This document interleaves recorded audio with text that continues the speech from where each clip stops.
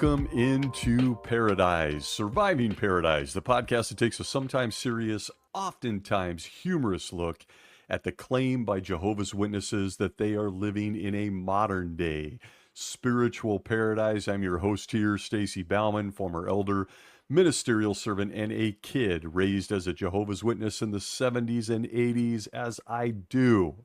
A trigger warning. We try to have some fun here. We try to heal. We try to be educational.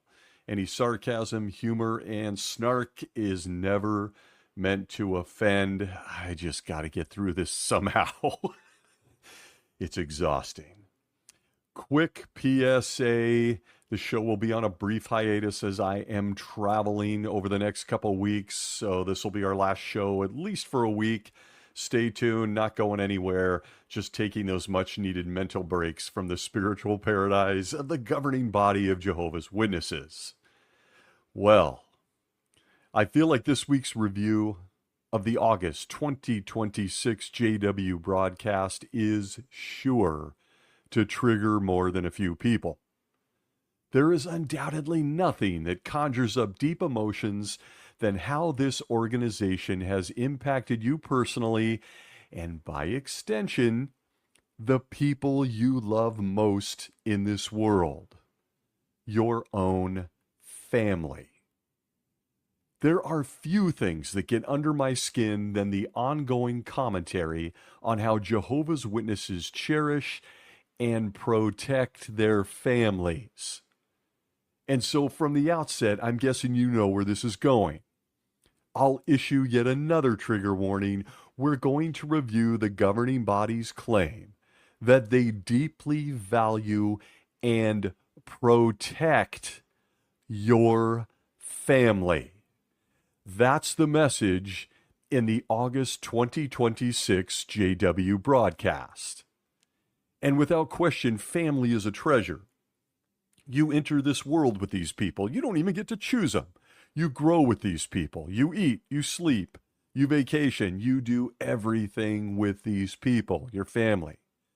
Now, I could go off for hours discussing the importance of each of our families, but how about just a few reminders? And I'm sure this will stir a few emotions in a few of us. From Psychology House Online, December 6th, the article, The Role of Family in Mental Health Well-Being, we are told, quote, family relationships are at the heart of human experiences, shaping our emotions, thoughts, and behaviors from childhood through adulthood. The family dynamic can significantly impact mental health, influencing how individuals cope with challenges and thrive in life. Families play an active role in mental health, serving as a foundation for emotional well-being and resilience. Here's how families influence mental health in more specific ways: shaping self-identity, providing a support system, encouraging healthy behaviors, reducing stigma, and acting as a stable catalyst. End quote. So safe to say, the family unit is a treasure, and it shapes us for better or, sometimes for the worse. Because that same article in Psychology Today goes on to state that anything taken away from a healthy dynamic has a deeply negative impact on our souls, from our very personalities to how we view the world, even to our future relationships. Any damage to the family, you're going to feel it. It all goes without saying. I remember a line from the cinematic masterpiece that is the Fast and Furious series, where Dom, you remember the guy played by Vin Diesel, says, quote, without family, you got nothing, end quote. Yeah.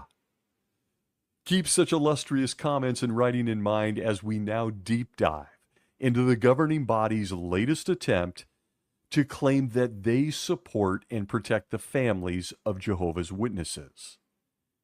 And there's no other way to say this, folks. They're lying to our faces.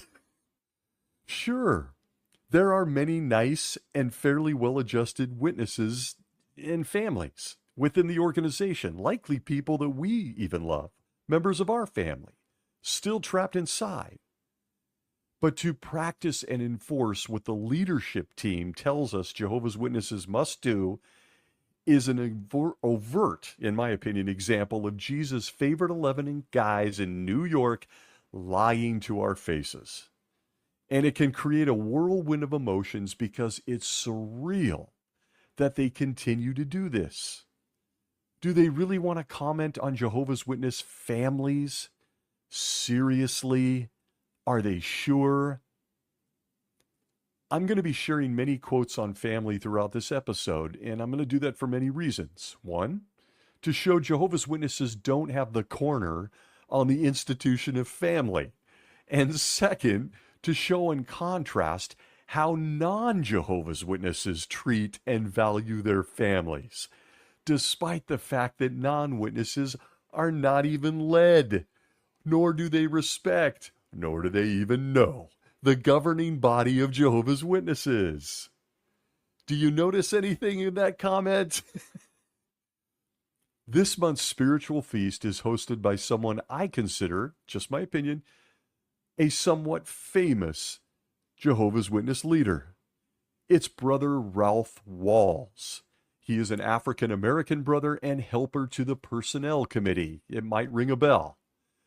If you're not familiar with Ralph, he's one of the key voices in all things masturbation. You remember pillows, humping them and stuff? Yeah, it was Ralph Walls. He was a feature speaker in those leaked Bethel encouragement and discouragement personnel videos for incoming Bethelites, discouraging them from touching their junk while back there at the resort. And yeah, he was clear that that includes you sisters too, so you're not off the hook. You might remember those videos. At the time, Ralph Walls was joined by another famous face, Brother Gary Bro, my favorite last name, Bro, who went into detail about how dangerous, to dry hump your pillow. Yeah, pillows. Pillows pose a danger to Jehovah's Witnesses.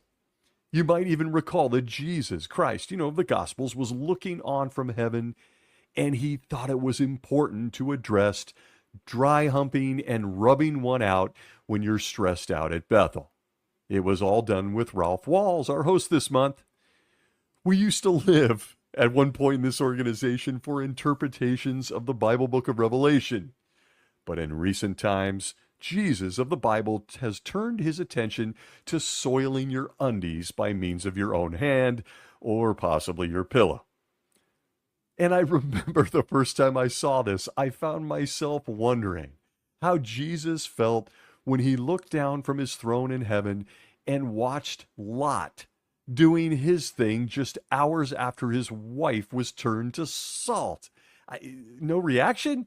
Lot with his own daughters. Doesn't make the radar, but making movies in your room at Bethel and exercising your wrist in complete privacy, well, that was apparently very serious stuff. Okay, never mind.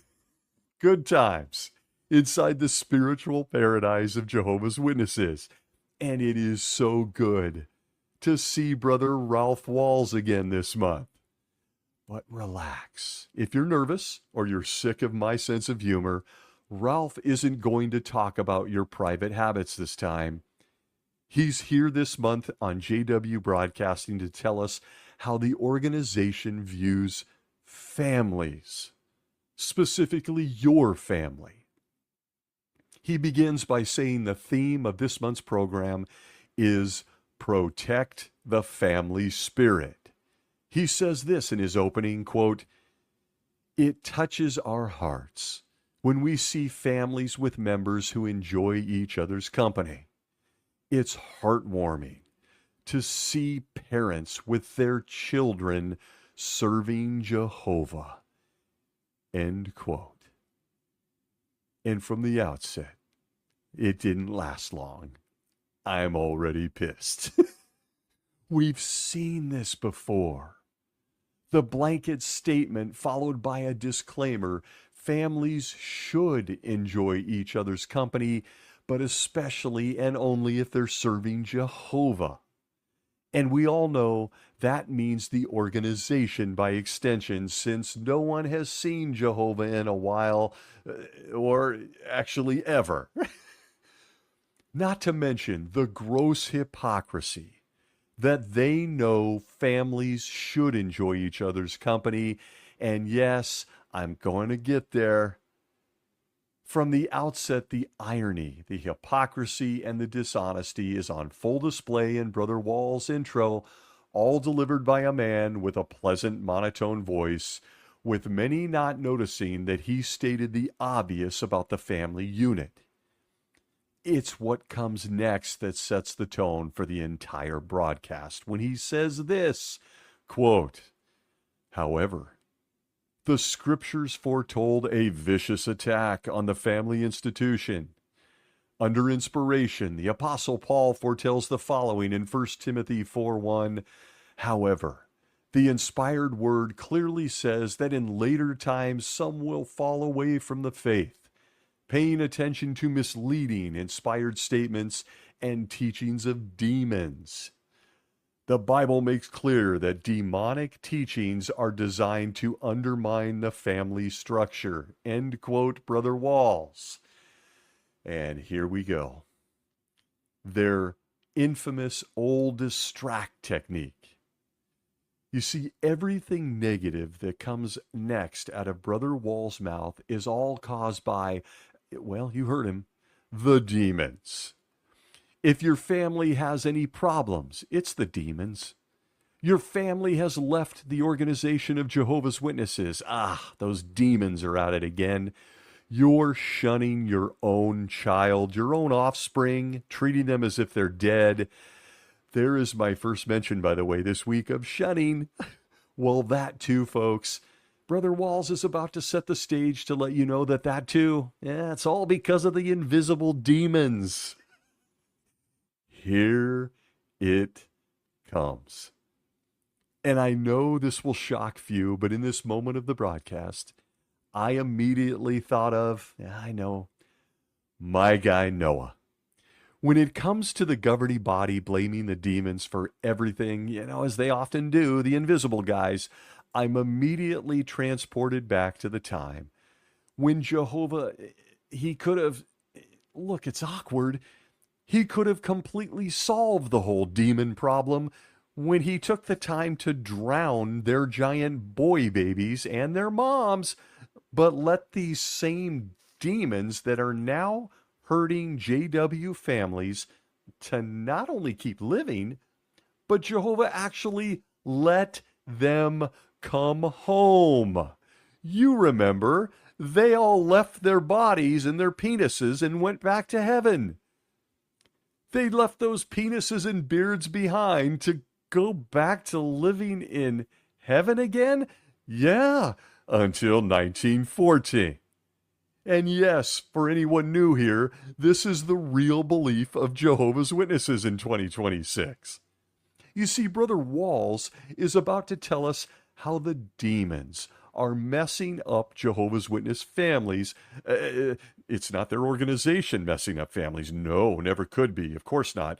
But he also needs you to believe that these exact same demons messing with your family were also allowed to do all this back during my guy Noah's time, then come back to Dad's house, Jehovah's house, in heaven to continue messing with his family. The other faithful invisible angels who resisted the female boobs and stuff here on earth.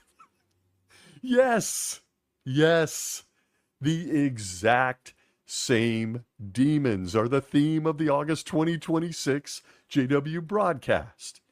They might be messing with witness kids today, but it all becomes very weird and very odd when you learn that Jehovah, the Almighty, let these demons hang around his living room to mess up his other kids in heaven. Until the most awkward decision of all time. In 1914, when their big brother Jesus decided to kick the demons out of Jehovah's house, not wipe them out, not eliminate them, not put them to death or destruction. No. Jesus sent his demonic brothers that he created to our house here on earth so they could mess with our kids. Isn't that great? He started that in 1914. What a fantastic decision. And so here we are again with this tired trope from the governing body that has never made a bit of sense and doesn't really say much about Jehovah or his son Jesus, nor how they really feel about our families. And they apparently show us how they feel about our families by sending the most murderous set of perverts to our house so that they could keep their house in heaven clean. I guess he just got tired of the demons not cleaning their rooms. I don't know. So in 1914, he sent them to the neighbors. Us. His other kids. Where Brother Walls is on camera in August of 2026 to tell us that they're still hanging out, torturing our families. Folks, should we end the episode here? No, you say? Okay. It's that time again. Time to blame anything negative going on in your human family on the invisible boogeymen, otherwise known as Jehovah God's own kids that he doesn't know how to handle, so he sent them to our house to see what we could do with them. And look, this is an effective way to reason with Jehovah's Witnesses, because it pulls the accountability off the very organization that does its very best to destroy Jehovah's Witness families. Make no mistake, this org is not family friendly. So when you can roll out a talk on camera about invisible boogeymen guys without explaining what the hell Jehovah and Jesus were thinking in 1914, sending them to our house, it's a hell of a distraction. And hell, it got my guy Noah to apparently be very distracted back then during the flood days. He found a way to resist getting Mrs. Noah naked for over 500 years. That's the Bible's words, not mine. So this distraction method works. And the governing body knows it. Brother Walls continues and refers to 2 Timothy 3, where Jehovah had the nerve to say that the last days would be marked by disobedience to parents, disloyalty, not being open to any agreement, and an absence of natural affection. Brother Walls says, quote, "Our program will as to why we should feel moved to protect the family spirit. Really, our determination is, number one, to show our love for Jehovah, and number two, to be resolved to fight against Satan's effort to destroy an institution that originates with Jehovah." End quote. The man says this into the camera with a straight face, even as every Jehovah's Witness in the audience can see that if Jehovah had just handled his own bad kids, the demons, none of our kids would have to face them in 2026. Or even worse, how this organization has no business, none, ever, whatsoever, commenting on how to protect our families. It all looks so innocent. A talk given by a guy with the energy of Elmer Fudd. But this entire broadcast is nothing more than, as I said earlier, a distraction. It's a distraction from the dangerous, currently deadly things going on with families inside the organization of Jehovah's Witnesses. He just plants the seed that it's all Satan's fault, along with the demons. And I guess The governing body, the writing committee, and Ralph Walls don't seem to remember those people that may have lost families because they couldn't store their own blood in January, but by March they could? Huh? He continues by asking why Satan is so interested in ruining our families. And he answers his own question by saying that family was created by Jehovah. So Satan is out to ruin it. That Satan just loves to destroy everything and anything Jehovah does. Raising the very logical question for the thinking minds in the audience as to how Satan is even able to do that. How is Satan able to outdo the Almighty? Or why is he even allowed to outdo the Almighty? I don't know, folks, can't answer. But if you want to tackle that overarching question, see past episodes of this show on all things free will. And of course, that time the Almighty Jehovah took Satan's bet with his guy Job. It's a very interesting conversation. Never mind that he let Satan kill all of Job's kids too. The fact remains that when you really think about this subject, and most witnesses won't, they'll just be there drooling, thinking about lunch after this video. They're just not big thinkers back there in New York, folks. They never have been. And this talk is about to get worse. Brother Walls says, quote, as we know, for an untold period of time, I'm sorry, Jehovah was alone. However, out of love, he decided to share the gift of life. After creating Jesus in his pre-human existence, Jehovah used him to bring into existence all other creatures. End quote. He goes on to say that Jesus was around for billions of years before anything else was created, including millions of other spirit sons of Jehovah. And yes, I snorted at that part because I guess here's your earliest admission from the Bible and the governing body that Jehovah has never really been big on females or girls. Apparently, it's only just sons. Even invisible, non-junk guys in heaven are referred to as sons. He says that the angels were, quote, each doing his assigned part, end quote. And within a second, I'm like 8 years old again in this talk. I'm actively raising my hand alone here in my home office and looking at the monitor.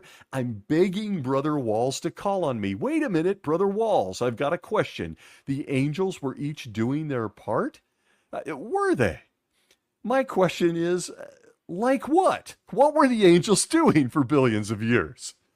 What were their assigned parts? What did angels do? There weren't any Jehovah's Witnesses for billions of years. They had no need to go out and field servants for billions of years or to hover above book carts just out of sight. And Jehovah and Jesus had already, according to this talk, been around for zillions and zillions of years without any need for angels. So what exactly were the angels doing up there when you said they were doing their part? We'd love to know. Unfortunately, folks, I'm going to disappoint you here. We don't get an answer. But we do get one really, really freaking weird comment that old-timers will realize when Ralphie says this, quote, Jehovah, in effect, became married to his universal heavenly organization, binding it to himself. End quote. Wait a minute. Time out. What? He did? How did we know that? When did he do this? Was there a honeymoon? What did they do on the honeymoon? But wait a minute, Jehovah got married? He did? And his wife was his universal heavenly organization? She's not very cute. I mean, I don't know. Do they celebrate anniversaries or is that off? We have a whole bunch of questions. But prepare yourself in this 2026 broadcast for the mother of all leaps, all in an attempt to tell witnesses that they will protect their families. Because you see, when we're discussing family as an institution with Jehovah's Witnesses, it always starts with things that are invisible, things you can't see. It starts with the all-powerful Jehovah. Are you ready for this organization's rare insight into how Jehovah feels, what he was thinking while in heaven for billions of years, and why the Almighty, out of nowhere, decided to create a wife and get married and start his own family? Are you ready? I was hoping, and well, I thought you would never ask. Let's let the governing body tell us in their own words from the Watchtower Library.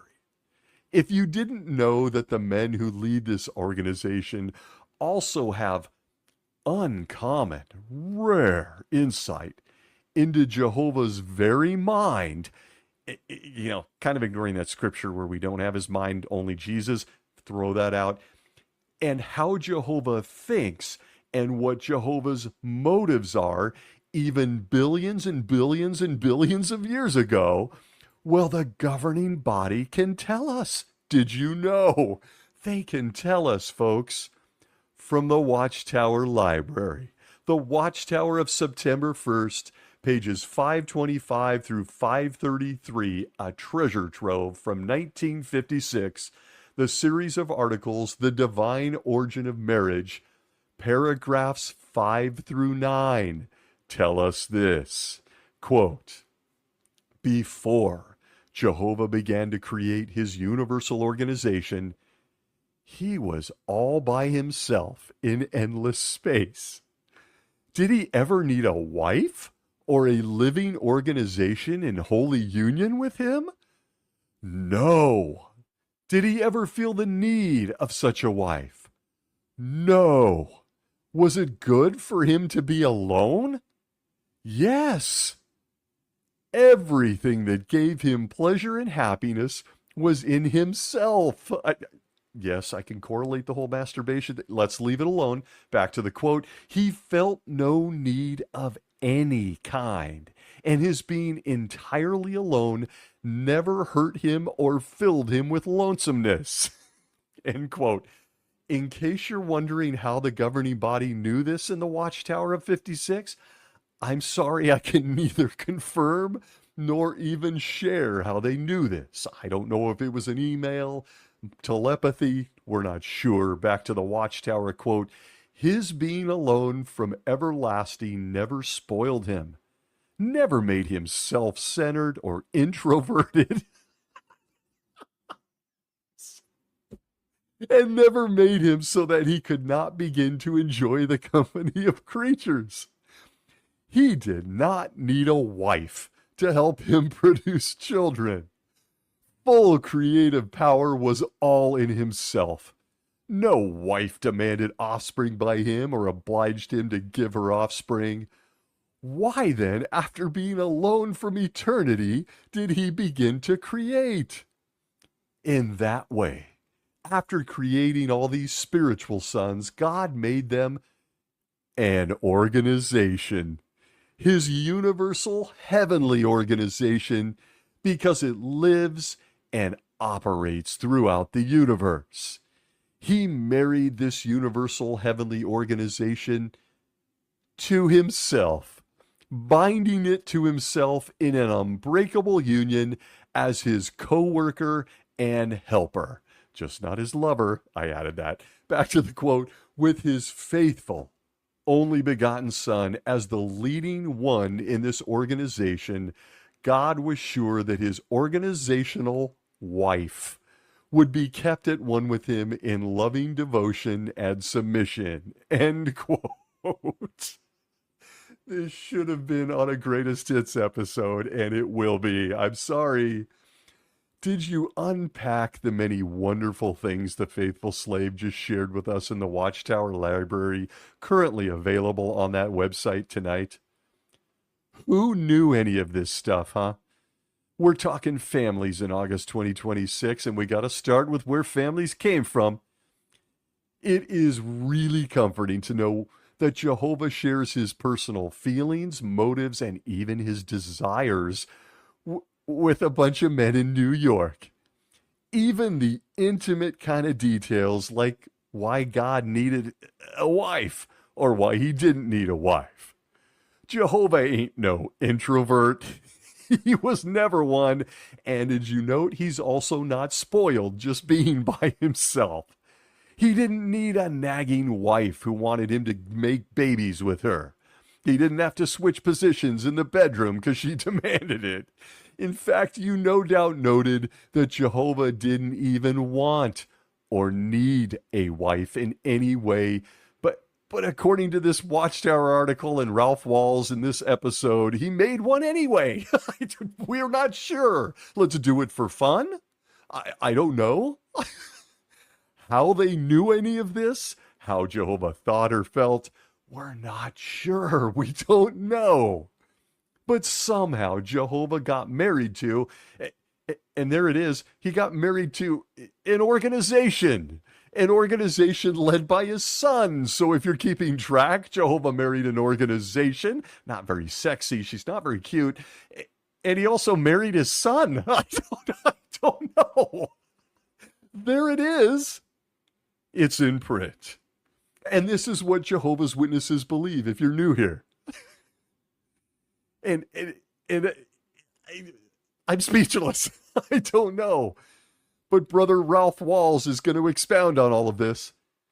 It's all becoming clear now, right? How much they love families in this episode. Jehovah loves your family because even though he wasn't an introvert and he needed nothing and he was totally happy all by himself, he made one anyway, even though he never wanted one or even needed one.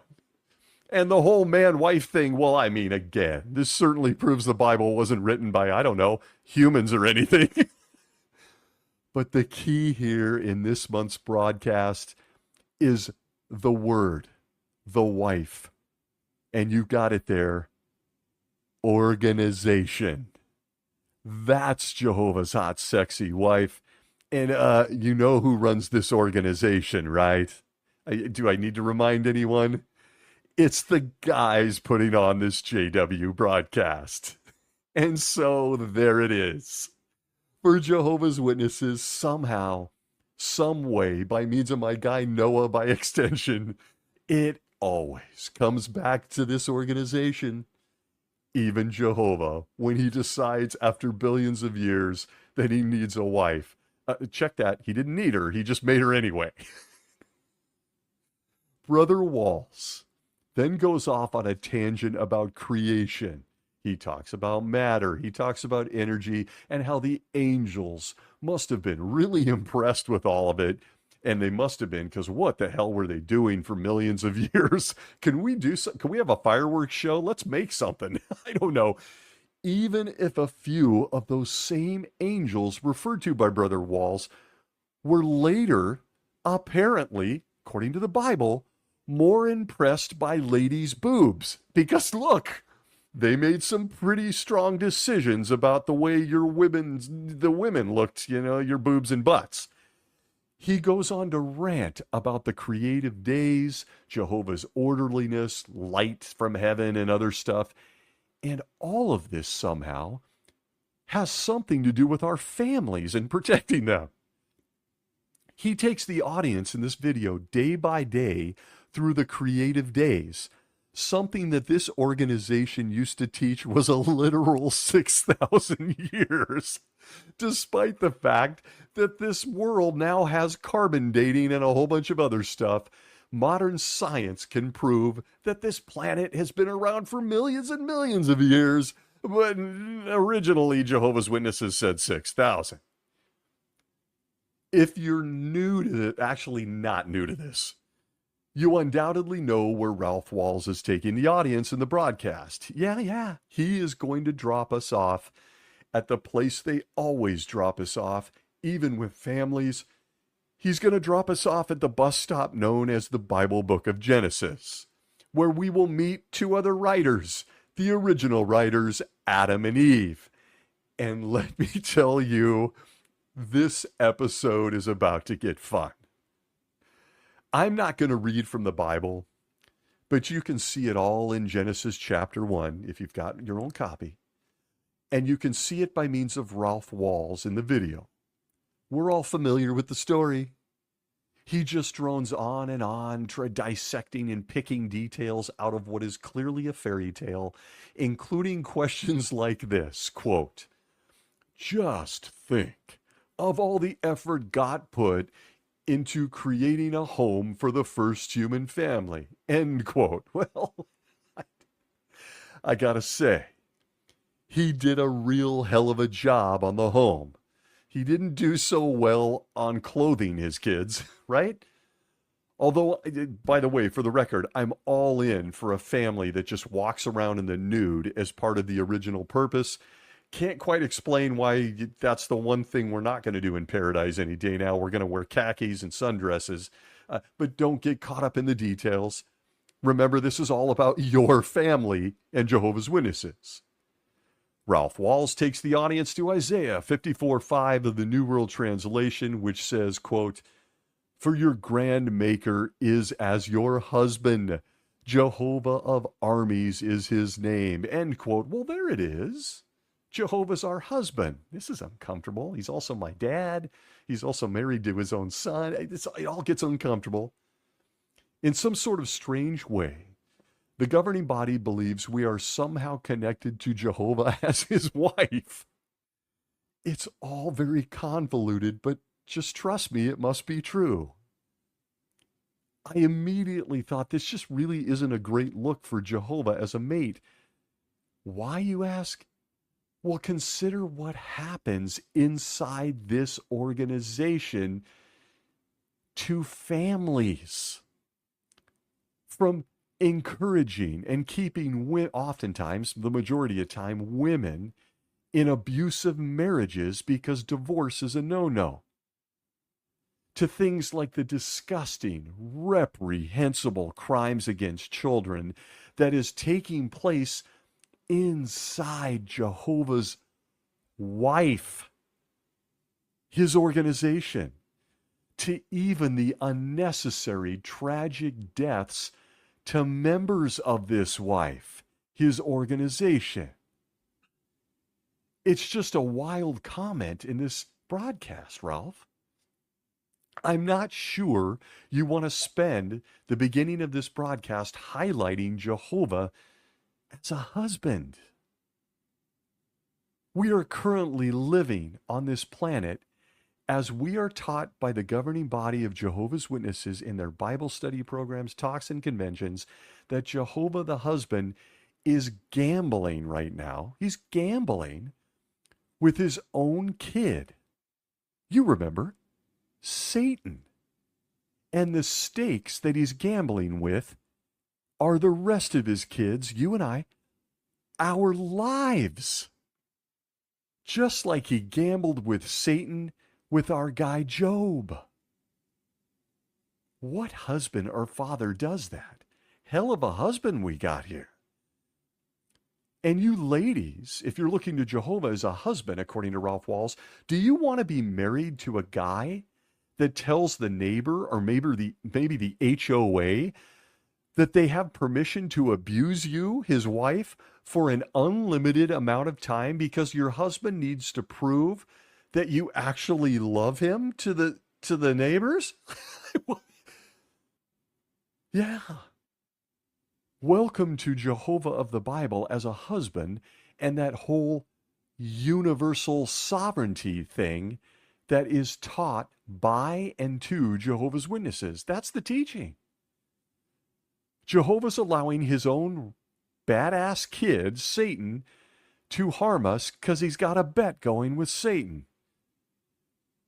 And after thousands and thousands of years of human history, the bet hasn't settled yet. But carry on, Ralph Walls.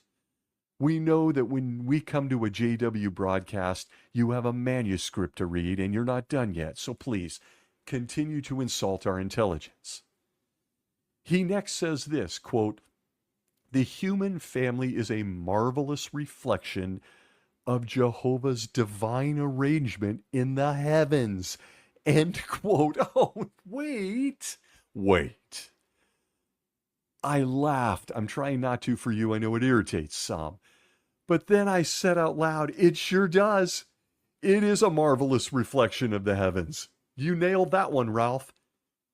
You see, while this organization on earth demands that you shun your own children if they step out of line or don't agree with this organization, I guess we'll call her mom since it's Jehovah's wife, we can then open the Bible or the Watchtower Library and see that Jehovah, ironically and hypocritically, does not do the same. Jehovah doesn't shun his own kids.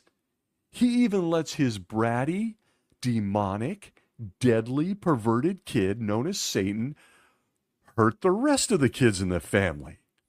He allows his kids' brothers, of course, minus their penises now, to run wild here on earth, hurting the rest of the family. But does Jehovah shun them? Does he disfellowship them? Does he put them in a timeout?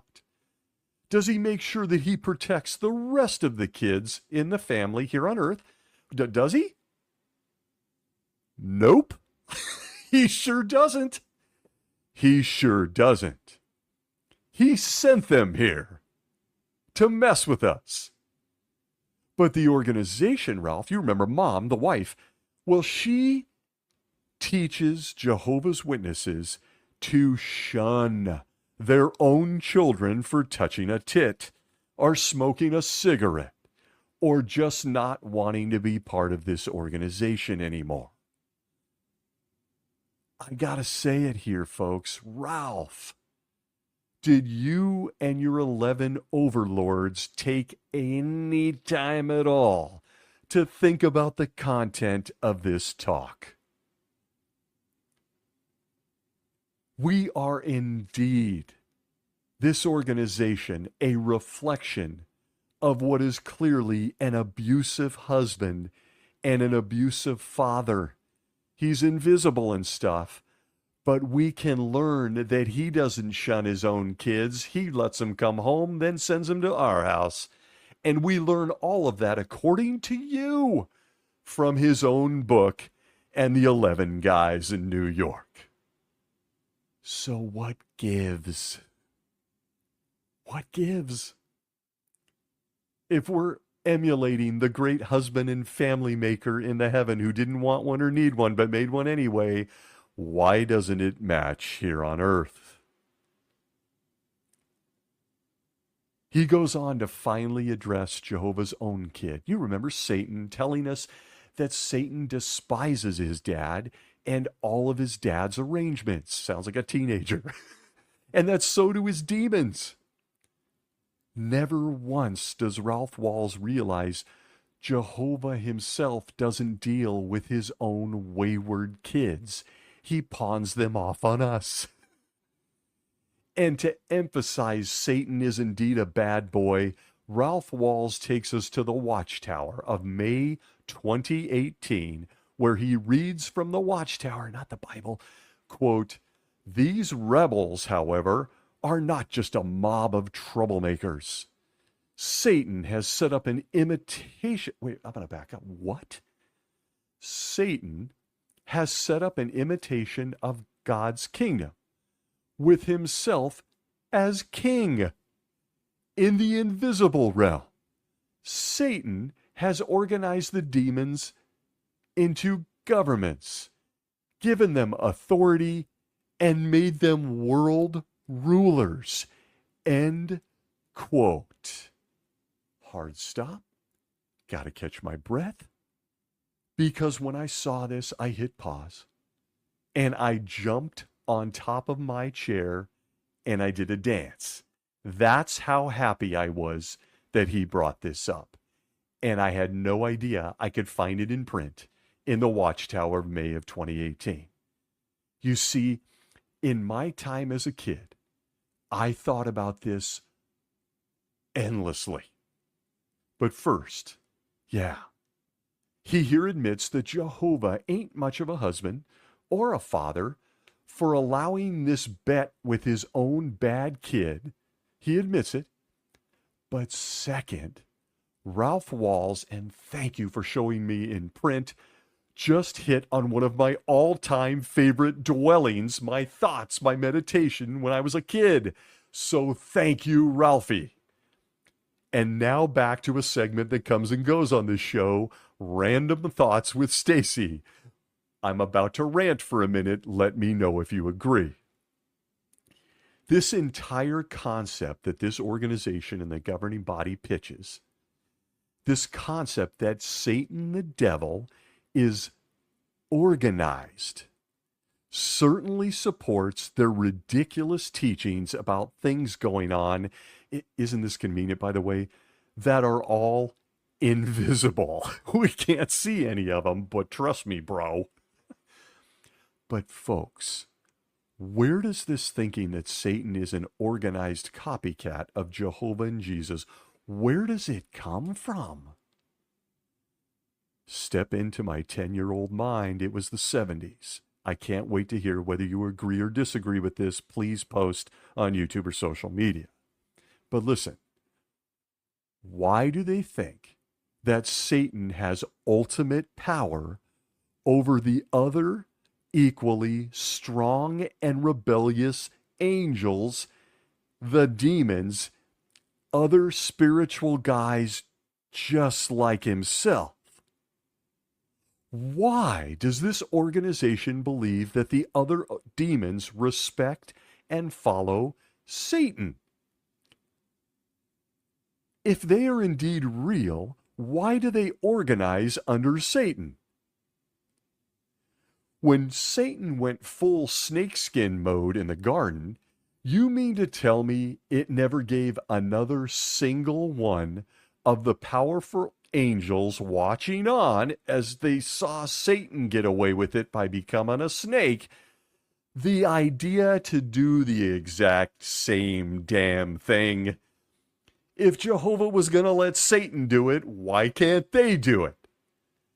I mean, they could all see Daddy, Jehovah, doing nothing to Satan. They just look over and side-eyed him in heaven like, are you going to stop this? No, Satan's a snake and he's talking to that woman, that rib girl.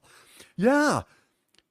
They probably sat around talking about it in the family room there in heaven until Jesus finally said, wow, not only did we just watch on and let these guys get away with it, I think it's time we kick them out of the house in 1914.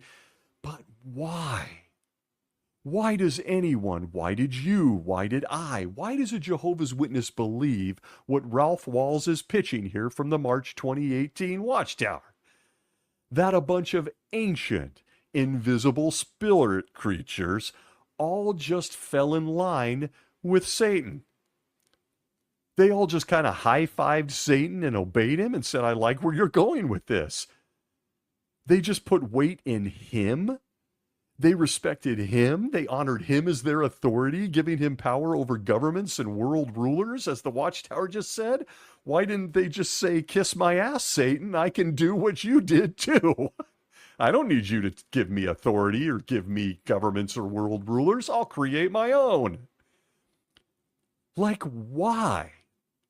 They were all just invisible and as powerful as Satan was, just another angel. According to this organization. Hell, they had their own party tricks, apparently, when they came to Earth and said, watch me, guys, and grew a penis. And then they started sleeping with our women, who doesn't, they're beautiful, and made giant boy babies. They could pull their own party tricks. They seem to be just as special as Satan, maybe even more so. I mean, I don't know what Satan was thinking. He became a snake. But they, sorry, ladies, somehow your bodies made even more crazy sense to the demons by growing their own snakes. I know, it's crude. But none of this could be the absurd conclusions that people are drawing from an ancient book written by goat herders trying to explain good versus evil by looking at what, I don't know, other humans do, so all the invisible demons do it too, right? but for some reason they just obey Satan? Yeah, I guess I'm on Team Jehovah. Well, I'm on Team Satan. Well, F them both. I'm on Team Demon number 42. I mean, what? The demons are apparently organized and obey Satan. Sure they do. If they're real, allegedly.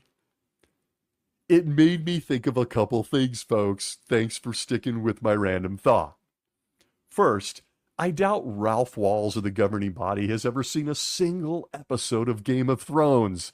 But then again, that show was demonized too, and ironically, Satan probably set up his own movie studio to show you, oops, the rebellious personalities of his demons.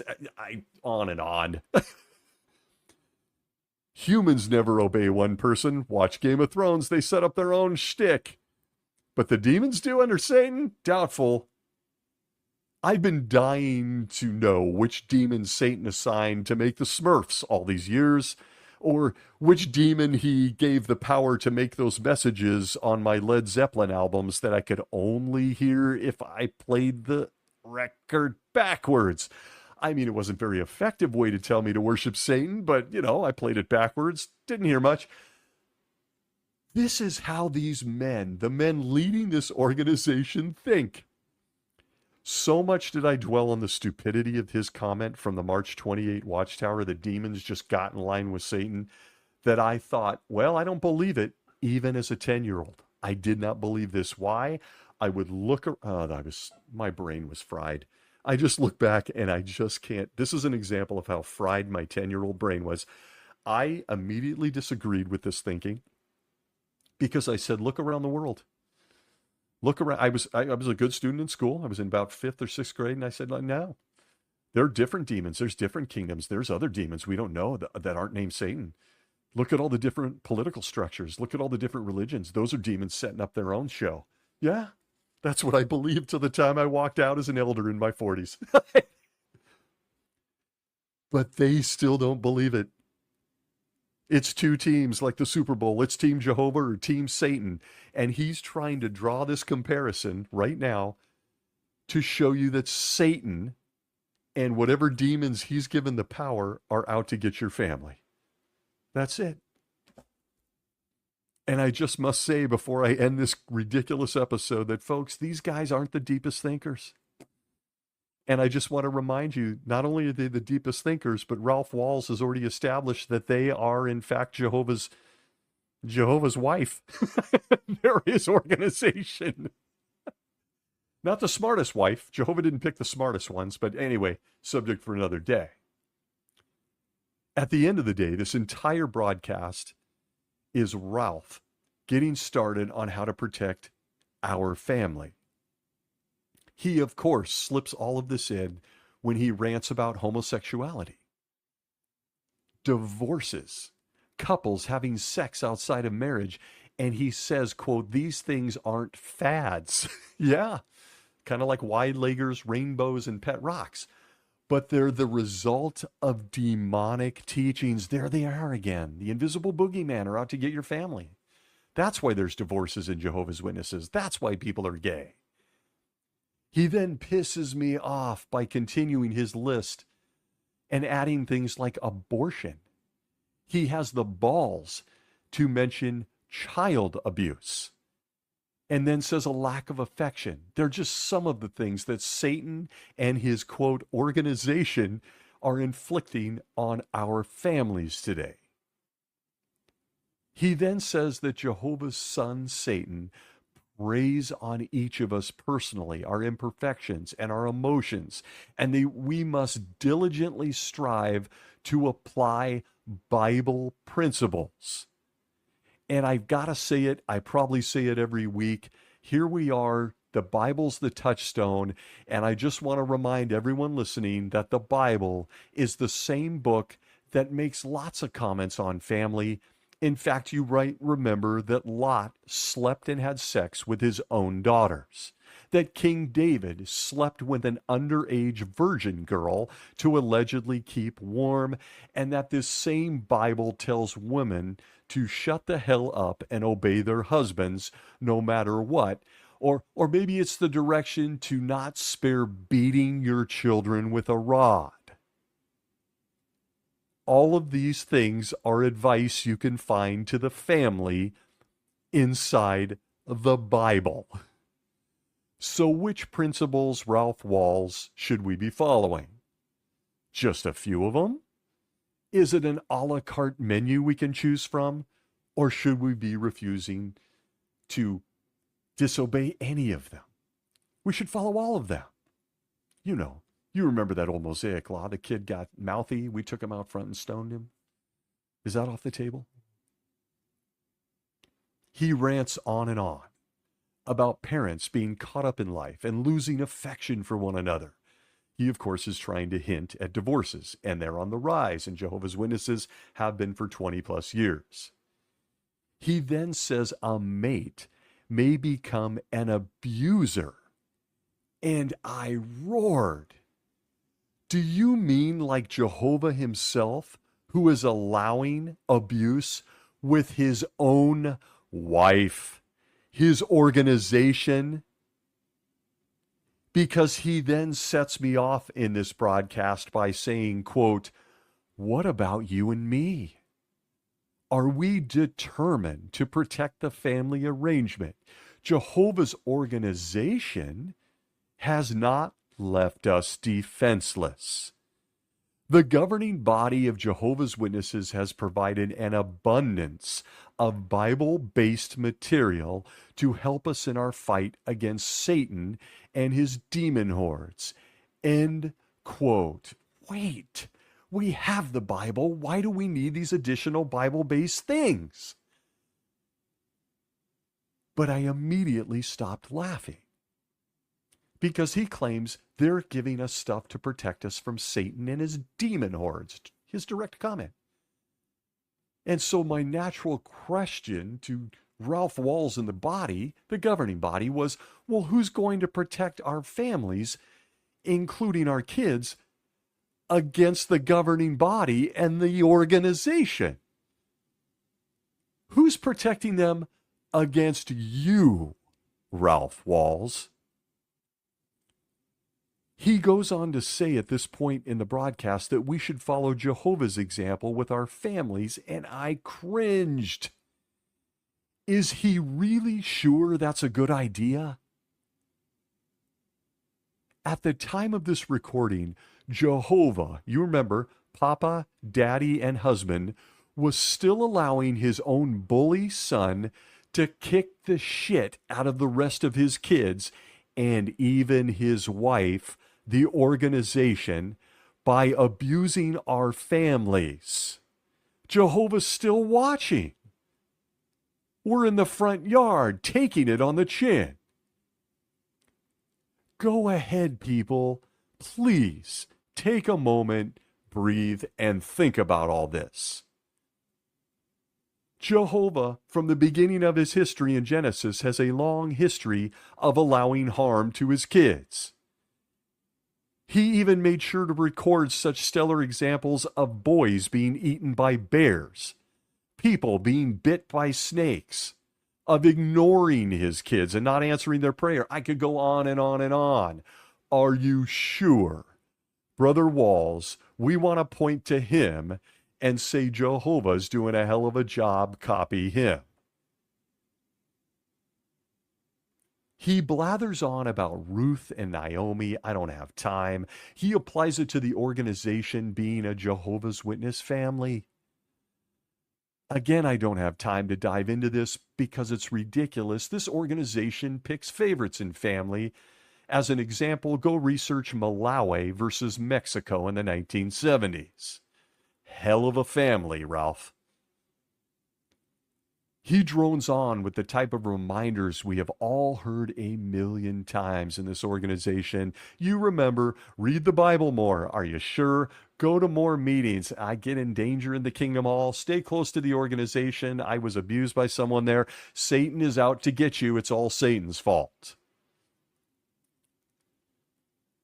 But I need, and I'm compelled to take a few minutes to address how sickening it is that this organization has any nerve to comment on the institution of family. Most of us will remember the books we grew up with. The old 192-page family books to the endless Watchtower studies. Lots and lots of money and time committed to proving they just love families. Here's a book for you. And I'm going to bluntly state it's insane and it's a lie. It's all lipstick on a pig. It's shining a turd. These types of talks, publications, videos, movies, they've been around forever in this organization. Why? Because the family unit is the garden by which the governing body grows their next round of Jehovah's Witnesses. It's where they farm human souls. If you can get a person believing their ideology from birth, it is painfully difficult for that person to leave because they've captured your mind, your emotions. They have captured your extended physical family. So all of us can expect them to continue pitching their love for the family and how the boogeyman, the invisible boogeyman, well, him and his buddies are the real bad guys. But if you believe that, you're not paying attention. And it doesn't have a damn thing to do with apostates or XJWs or anything. You got your damn Bibles. Read them. You have their library. Read it. If you believe that the problems in families inside Jehovah's Witnesses are because of Satan and the demons, you've missed the plot and you've been deceived. And from a social standpoint, whether it's growing up in a poor family in your congregation where you feel the difference in how you're treated in the congregation, or you grew up in a single parent family and you're not included in social things because it's awkward, you know. Those are just some of the real at organization level things you can feel when it comes to family and Jehovah's Witnesses. However, folks, it takes on a much more serious, ominous tone when you consider that Jehovah's organization, Jehovah's wife, according to Ralph Walls this month, inflicts harm on your family. The org does. First, by subtly imprinting on your brain a bunch of fairy tales. Or maybe by requiring young people to get married at 18 and 19 years old so they can experience sex.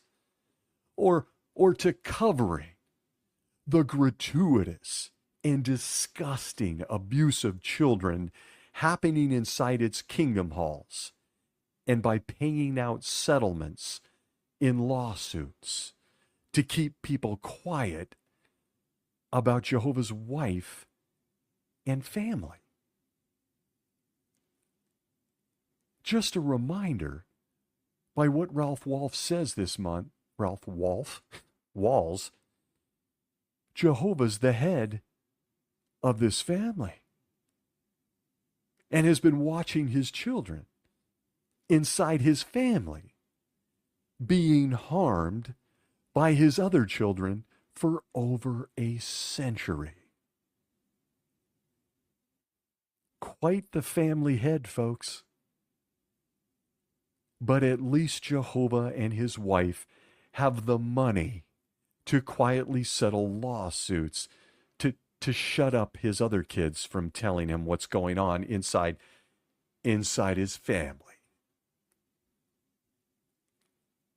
If none of this gets your attention as a witness, then consider that Jehovah and his wife encourage Jehovah's Witness parents to do the unthinkable and disown and shun their own offspring, their own children, their own mothers, their fathers, grandparents.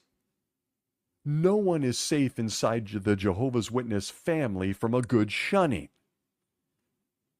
Ralph Walls was the bum that got sent into the studio to give Jehovah's Witnesses the impression that the governing body just really loves your family. That we should all emulate the family head, the creator of family, Jehovah God himself, despite the fact that you can pick up the Bible and find that Jehovah doesn't have a great track record of raising his own kids, dealing with the challenges his kids face, or in being a husband. But then at the same time, people, you can access the Watchtower Library and see that his wife, this organization, enforces a family dynamic that is entirely something else. From the Watchtower of April 15th, 2012, page 12, quote, "What if we have a relative or a close friend who is disfellowshipped? Now our loyalty is on the line, not to that person, but to God. Jehovah is watching us to see whether we will abide by his command to not have contact with anyone who is disfellowshipped." End quote. Jehovah's family, your own children. From the Watchtower of July 15th, 1961, page 420, quote, "Jesus encouraged his followers to love their enemies. But God's word also says to hate what is bad. When a person persists in a badness after knowing what is right, when the bad becomes so ingrained that it is an inseparable part of his makeup, then in order to hate what is bad, a Christian must hate the person with whom the badness is inseparably linked." End quote. Jehovah's family. Hate people. Hate your children. Hate your mom, dad, grandparents, uncles, aunts, cousins. Hate. From the Watchtower of January 15th, 2007, page 20, quote, "If your child is unrepentant and is a baptized Christian, he may receive the strongest form of discipline, being disfellowshipped from the congregation. The extent of contact that you will then have with him depends on his age and other circumstances." End quote. Thanks for the confirmation. Jehovah's Witness kids are getting baptized as young as 8 years old. Thanks for your permission on how I can speak, treat, and care for my 8-year-old. You see, it's all very loving. Just watch the August 2026 broadcast. Protect the family, says Ralph Walls and his bosses.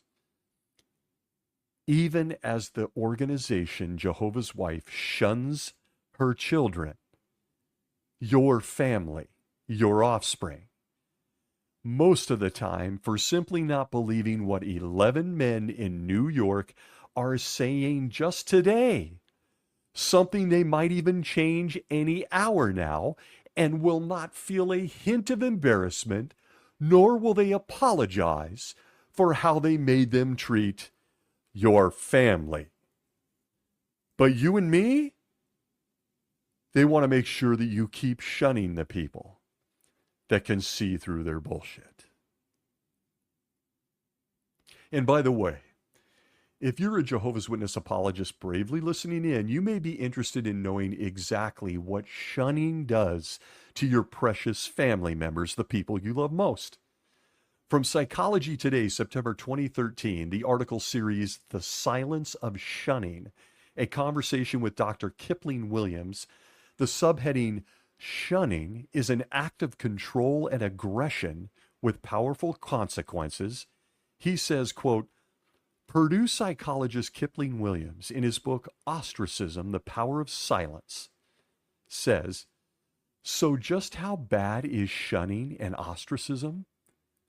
Williams has found that people who are ostracized suffer deeply, including the obvious loss of self-esteem and depression, but also including physiological symptoms such as ulcers, suppression of the immune system, anxiety, psychosis in prolonged isolation, such as prisoners kept in solitary confinement, or maybe disfellowshipped as a Jehovah's Witness, back to the quote, and a loss of feeling valued or having any meaningful existence. But perhaps more troubling is the rage that is associated with being ostracized. End quote. Just a reminder, the theme of this JW broadcast is protect your family from an organization that does these things to your family. From SEDDA.org, SEDDA.org, in case you'd like to look it up, quote, the psychological consequences of being shunned can be best explained as a social death penalty. The immediate effects are isolation from family and the community. There is an attempt to make sense of why this is happening to them. How could the family have rejected them? The person then starts to attack their sense of self, which is also why shunning is often perceived as the death of personhood. This leads to feelings of helplessness, hopelessness, and worthlessness, depression, low self-esteem, suicidal ideations, and self-harming behaviors. End quote. Shunning. What an incredible, loving father and wife, his organization. What a loving way to treat your family. The governing body has no shame. These are deeply mentally ill men. And for all the sarcasm and the laughs that I have at their expense, I have to, folks, I'd lose my mind. It bears endless repeating that the leadership of Jehovah's Witnesses are sick, sick men. They literally slap Jehovah's Witnesses in the face and then proceed to tell them how to avoid getting slapped in the face. Oh, and that they love them so much. The August 2026 JW broadcast is just the latest example of this organization insulting and deceiving Jehovah's Witnesses. This month, it's about your family. And the true tragedy is that most Jehovah's Witnesses know it. They do. They really do know it subconsciously. We knew it, those of us that have left. These men do great, hideous damage to families. But I want to at least attempt to end on a high note. I think I'm going to be really honest as we close out, folks, and I hope it doesn't offend anyone. Let me first do this. Allow me to ask you, and I hope you will take the time to reflect, how important is your family to your well-being? I follow some of you back on social media. I'm not on there much, I admit it, but when I see stuff on Instagram with people that listen to the show and their kids, God, it makes me so happy. I'm not even afraid to tell you it's brought tears to my eyes. It makes me happy. Traveling, going to college, it's wonderful. What does your family mean to you? Consider some observations from non-Jehovah's Witnesses. From Will Durant, the philosopher, quote, the family is the nucleus of civilization. From George Santayana, quote, the family is one of nature's masterpieces. From Christopher Lash, quote, the family is a haven in a heartless world. From Maya Angelou, I sustain myself with the love of family. From Eva Burrows, quote, the love of a family is life's greatest blessing. From David Ogden Steers, quote, family means no one gets left behind or forgotten. Put simply, my friends, family is sacred. It has no place for an organization or 11 strange men interpreting a book about a God that clearly cannot control his own family, much less ours. Feel free to watch the August 2026 JW broadcast hosted by Ralph Walls. But I implore you to listen and think carefully. And more than anything, I implore each of you listening to please protect your souls and your family from the 11 men in upstate New York. I promise to be transparent on this show, and there are so many wonderful ladies. I don't want to take away from the men, but I feel sometimes disrespectful when I do this, but it is the real me, and so here goes. I do have a parting message to the governing body regarding my family. Don't ever comment on them. Don't come near them. And from me personally, as a former elder, to the governing body, go fuck yourself. I want to thank you for listening. Wherever you may be back in a few weeks. Hugs to you and your family. Be well.